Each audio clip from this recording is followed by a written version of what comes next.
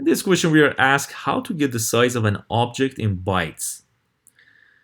So to do this, I need to import sys module, and I'm going to use a function inside that module called getsizeof.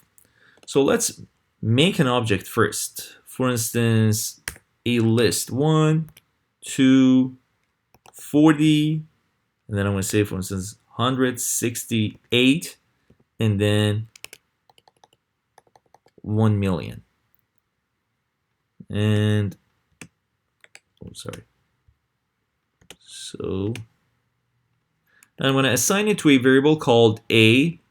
Now I'm going to import sys module. Then I'm going to use that get size of, and inside parentheses I'm going to pass in variable a, and I'm going to assign the whole object to another variable called b, and I'm going to print b.